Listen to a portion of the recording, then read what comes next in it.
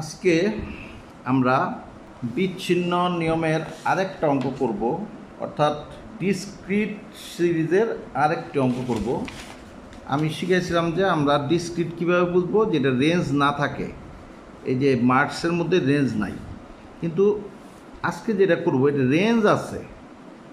যেমন 5 থেকে 10, 10 থেকে 20, 20 থেকে 40, এখানে 5 ডিফারেন্স, এখানে 10 ডিফারেন্স, এখানে 20 ডিফারেন্স। কিন্তু এটা মনে রাখবা, অনেকটা এটাও কিন্তু মনে হচ্ছে কি এটা কন্টিনিউয়াস, কিন্তু আসলে কন্টিনিউয়াস না। কারণ কন্টিনিউয়াসের নিয়ম হলো এক সমান রেঞ্জ থাকে। 5 থেকে 10, 10 থেকে 15, 15 থেকে 20, 20 থেকে 25, এভাবে 5 করে এক সমান রেঞ্জ থাকলে ওটা হলো অবিচ্ছিন্ন, কন্টিনিউয়াস।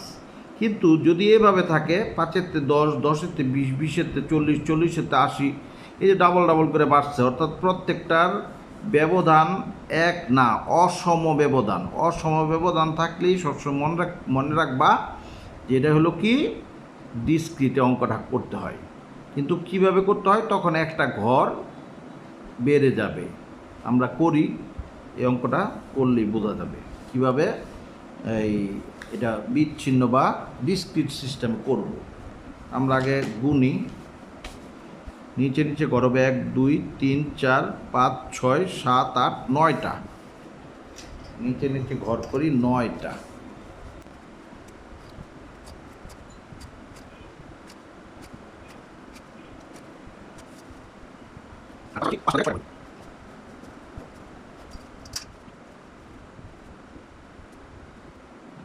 এখানে আছে আমার শীটের 7 নম্বর অঙ্ক। এটা ক্লাস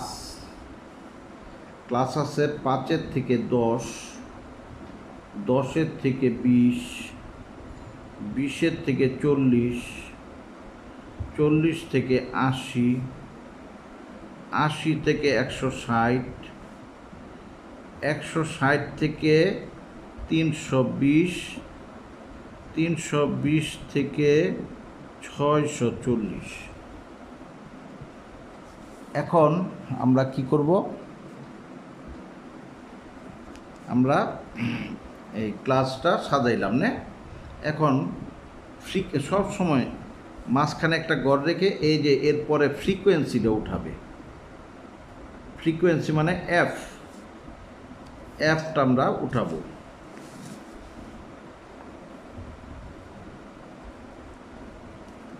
দেখো একটা ঘর মাঝখানে রেখে নিছি। 30, 38, 42, 55, 47, 32, 27 n সমান 30, 38, 42, 55, 47, 32, 27, 271।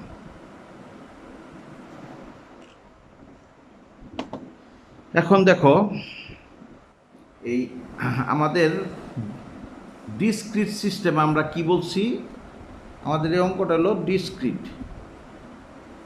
ডিসক্রিটে কিন্তু একটা সংখ্যা থাকার কথা, কিন্তু আছে হলো রেঞ্জ, কিন্তু অসম রেঞ্জ। অসম রেঞ্জ থাকলে এখানে যে কাজটা করতে হয়, মিড ভ্যালু বের করে এক্স বের করতে হয়। এক্সটা বের করলেই হয়ে গেল ডিসক্রিট।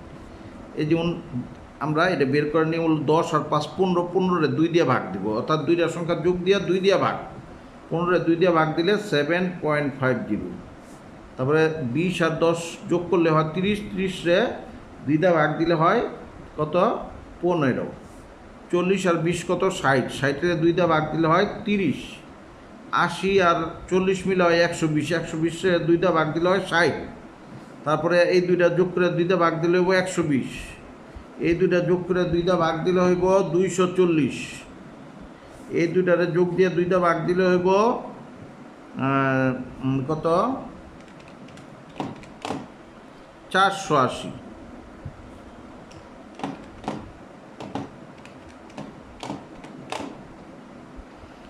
এখন আমরা কি করব, ডি বের করব। এখন কিন্তু ক্লাসের আর দাম নাই, এই যে ক্লাসটা ঢেকে রাখলেও সমস্যা নেই। এখন আমরা এক্স পেয়ে গেছি, তার মানে আমাদের ডিসক্রিটের সংখ্যা পেয়ে গেছি। এখন এইটা ধরে অঙ্ক করব।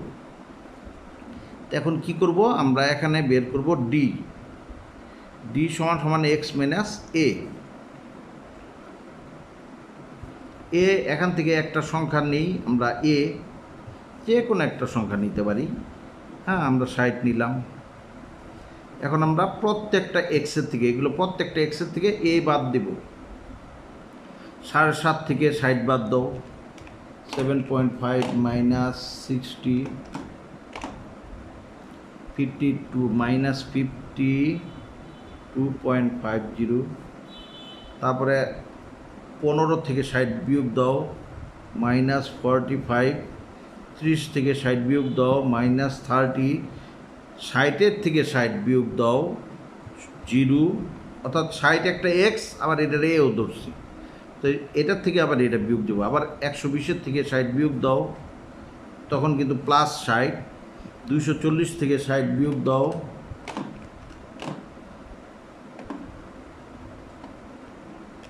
240 মাইনাস 60, 180।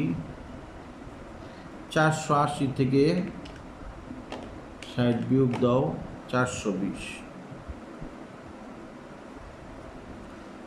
এখন আমরা কি করব, এফ ডি বের করব। এফ আর ডি পূরণ করলে এফ ডি বের হয়ে যায়, প্লাসে মাইনাসে মাইনাস 30 ইন্টু 52.5, 1575।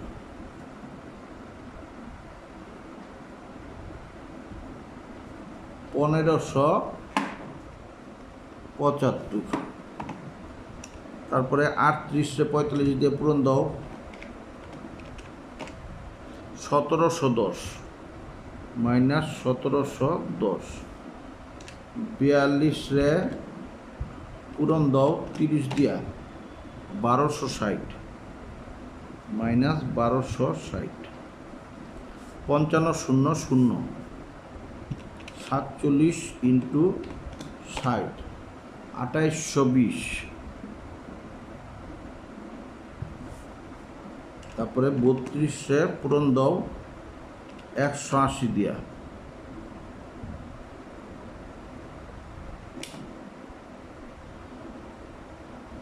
5760। 27-এ পূরণ দাও 420, 11340, 11340। এখন এটার যোগ দাও, সামেশন এফ ডি বেরোব। 11340 যোগ 5760 যোগ 2820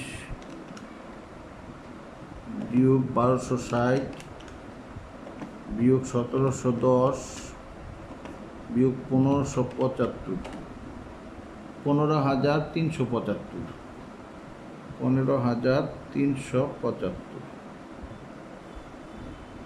এখন আমরা বের করব কি, মিডিয়ান বের করার জন্য আমাদের এফসি লাগে। এফসি মানে এফ এর ক্রমযোজন। ওই যে বলছিলাম 30-এর 30 লেখো, এই 30 আর 38 যোগ করো, 30 যোগ 38 68। 68-র সাথে আবার 42 যোগ করো, 110। এর সাথে 55 যোগ করো, 165। এর সাথে 47 যোগ করো, 212। এর সাথে 32 যোগ করো, 244। এর সাথে 27 যোগ করো, 271। এখন দেখো এই যে এই এন এর সমান হয়ে যাবে এটা, হ্যাঁ, তখনই বুঝবা ঠিক আছে। এখন আমরা কি করব,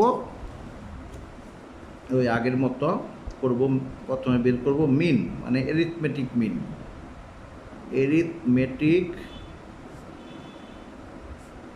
মিন অর্থাৎ গাণিতিক গড়, এটা বলে এক্স বার। এক্স বার সমান A plus summation F D by N. এখন এখানে লেখো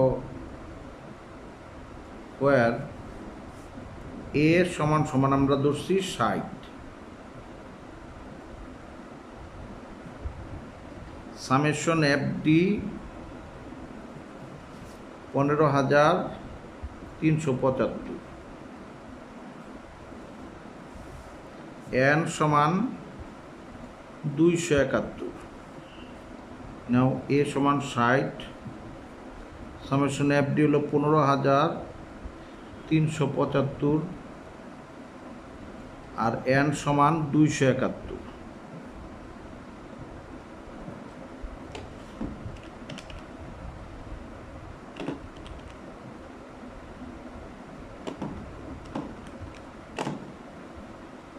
ছাপ্পান্ন 56.73,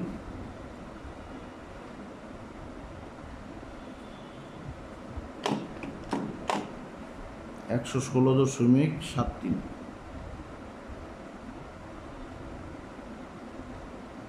অ্যান্সার। ঠিক আছে,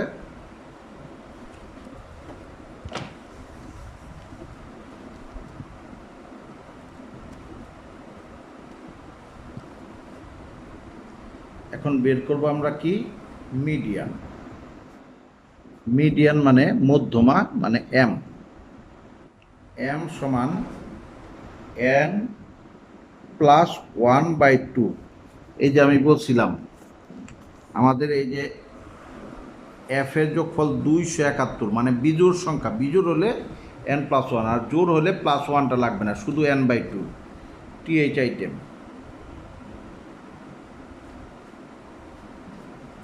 এন হলো 271 প্লাস 1/2 টিএইচ আইটেম। 272-এ 2 দিয়ে ভাগ দাও, 136 টিএইচ আইটেম, মানে এততম দফার মান। এই যে এততম দফার মান 136তম দফার মান কোন এফসির ভিতর আসছে এটা দেখো। এই যে এখানে এফসি, অর্থাৎ আমি বলছিলাম যে এই যে 136-এর কাছাকাছি বড় সংখ্যা কোনটা, এই যে 136-এর কাছাকাছি বড় সংখ্যা হলো 165। এটা সোজা এই যে এক্সের ঘরে যেই সংখ্যাটা, এই যে এক্সের ঘরে যেই সংখ্যাটা, এটাই মিডিয়ান, 60 মিডিয়ান। হ্যাঁ দেখো এটা মধ্যমা, এই যে এই তিনটা সংখ্যা, এই তিনটা সংখ্যার মাঝখানে দেখছো মধ্যমা হয়েছে। তাহলে আমরা একটু লিখি 136 অর্থাৎ 136 th item includes with 165 FC. So 165 FC refer to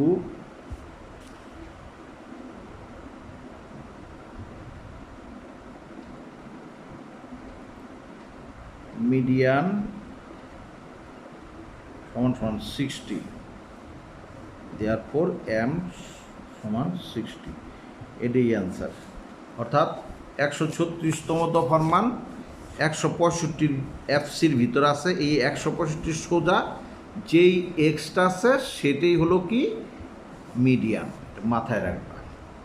এরপর আমরা বের করব মোড। আমি বলছিলাম মোড হলো এখানে যেই সংখ্যাটা যে এফের মধ্যে যেই সংখ্যাটা সবচেয়ে বড়, অর্থাৎ সবচেয়ে বিগেস্ট সংখ্যা কত, 55। এই যে 55-এর পাশের সংখ্যাটা হলো কি আমাদের, 55-এর পাশের সংখ্যা হলো কি মোড, প্রচুরক। অর্থাৎ এখন আমরা আলাপ করি মোড নিয়ে। মোড মানে প্রচুরক, মানে জেড। জেড সমান আমরা বলছিলাম যে এই যে জেড সমান কি, দ্য অপোজিট